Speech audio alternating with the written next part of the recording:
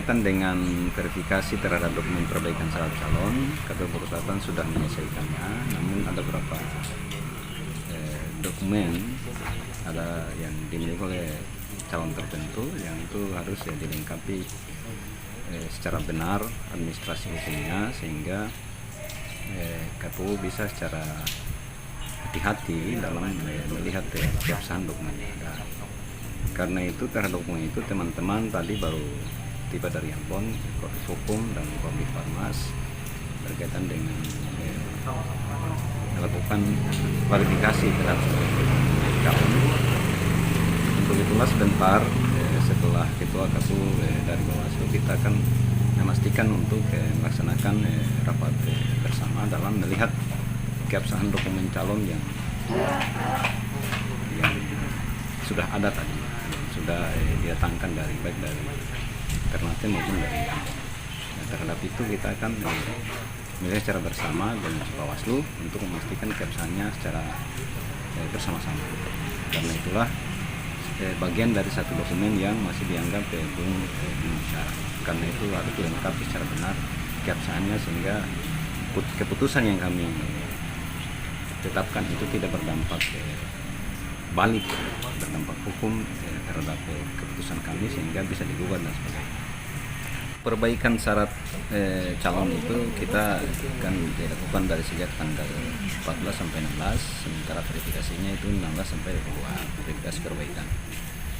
Dari situlah kita di pengumuman KPU berkaitan dengan dokumen perbaikan syarat calon, kita sudah mencantumkan menghimbau kepada masyarakat untuk menyampaikan laporan.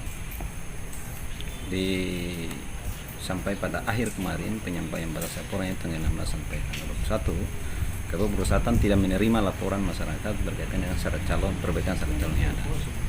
Karena itulah terhadap beberapa dokumen yang oleh KPU penting untuk dilakukan perbaikan, KPU Perusahaan sudah melakukan verifikasi. Hanya ada salah satu dokumen yang dimiliki oleh salah satu calon yang itu harus dilakukan klarifikasi. Langsung Ambon, kemudian Korps Farmas ke Ambon kemarin untuk melakukan klarifikasi ke lembaga berwenang berkaitan dengan salah satu dokumen calon tersebut.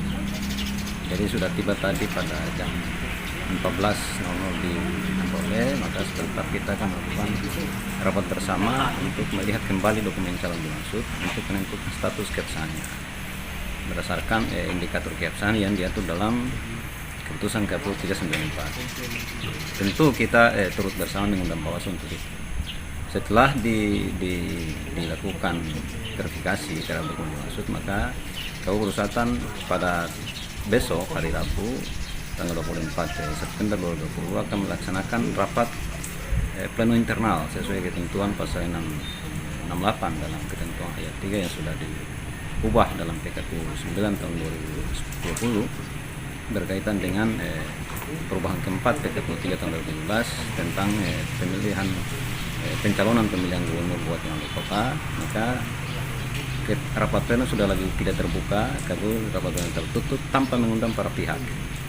Setelah itu KPU mengumumkan di kantor di kantor KPU Kabupaten Selatan dan laman resmi KPU, website resmi KPU. Itu kapan, jam pada berapa? Hari yang sama. Setelah selesai rapat pleno, langsung kita paling kurang 1 jam setelah itu kita akan mengumumkan pada hari yang sama keputusan KPU soal calon yang ditetapkan sebagai pasangan calon, bakal calon yang ditetapkan sebagai pasangan calon. Jadi untuk besok rapat jam 10 ya, jam 10. Besok dilaksanakan rapat jam 10. Jadi untuk administrasi calon tertentu itu, bakal calon tertentu itu belum bisa disebutkan ya? Belum bisa kita sebutkan, nanti sudah selesai semua baru kita bisa berpendapat berkaitan dengan administrasi.